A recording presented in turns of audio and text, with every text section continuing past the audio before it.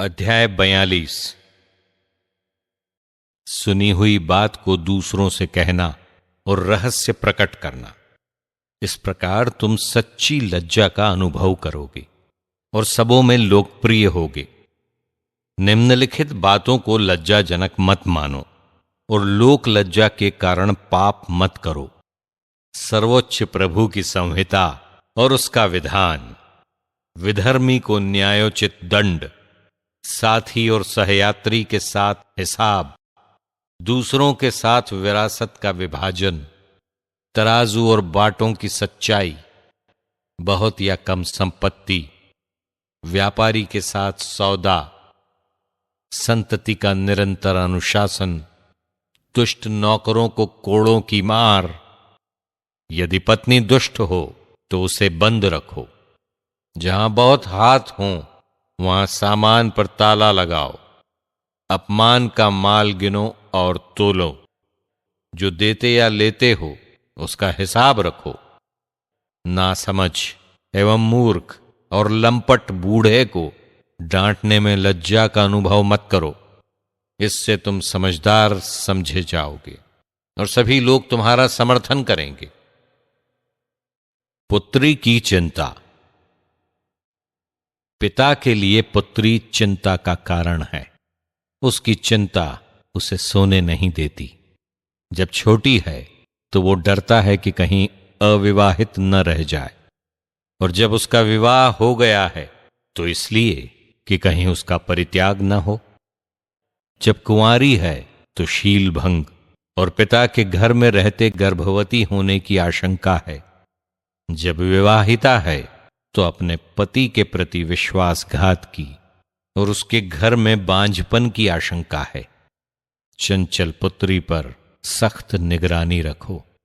कहीं ऐसा ना हो कि तुम्हारे शत्रु तुम्हारी निंदा करें, नगर में तुम्हारी बदनामी हो, लोग तुमको अभिशाप दें और तुमको भरी सभा में कलंक लगे। वो किसी पुरुष के सामने अपना सौंदर्य प्रकट न करे और स्त्रियों के बीच नहीं बैठे, क्योंकि कपड़ों से कीड़े निकलते हैं और एक स्त्री की दुश्चरित्रता दूसरी को प्रभावित करती है। स्नेही स्त्री की अपेक्षा उसके लिए कठोर पुरुष अच्छा है। पुत्री को हर प्रकार के कलंक से सावधान रहना चाहिए।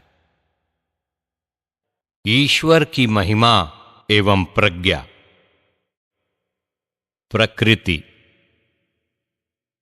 अब मैं प्रभु के कार्यों का स्मरण करूंगा। मैंने जो देखा है उसका बखान करूंगा। प्रभु ने अपने शब्द द्वारा अपने कार्य संपन्न किए और अपनी इच्छा के अनुसार निर्णय किया। सूर्य सब कुछ आलोकित करता है। समस्त सृष्टि प्रभु की महिमा से परिपूर्ण है। स्वर्गदूतों को भी ये सामर्थ्य नहीं मिला है कि वे उन सब महान कार्यों का बखान करें जिन्हें सर्वशक्तिमान प्रभु ने सुस्थिर कर दिया है, जिससे विश्वमंडल उसकी महिमा पर आधारित हो। वो समुद्र और मानव हृदय की थाह लेता और उनके सभी रहस्य जानता है, क्योंकि सर्वोच्च प्रभु सर्वज्ञ है और भविष्य भी उससे छिपा हुआ नहीं। वो भूत और भविष्य दोनों को प्रकाश में लाता और गूढ़तम रहस्यों को प्रकट करता है। वो हमारे सभी विचार जानता है। एक शब्द भी उससे छिपा नहीं रहता। उसकी प्रज्ञा के कार्य सुव्यवस्थित हैं, क्योंकि वो अनादि और अनंत हैं। उसमें न तो कोई वृद्धि है और न कोई ह्रास, और उसे किसी परामर्शदाता की आवश्यकता नहीं। उसकी सृष्टि कितनी रमणीय है, हम उसकी झलक मात्र देख पाते हैं। उसके समस्त कार्य अनुप्राणित और चिरस्थायी हैं। उसने जो कुछ बनाया है वो उसका उद्देश्य पूरा करता है। सब चीजें दो दो प्रकार की होती हैं, एक दूसरी से ठीक विपरीत। उसने कुछ भी व्यर्थ नहीं बनाया। वे एक दूसरी की कमी पूरी करती हैं।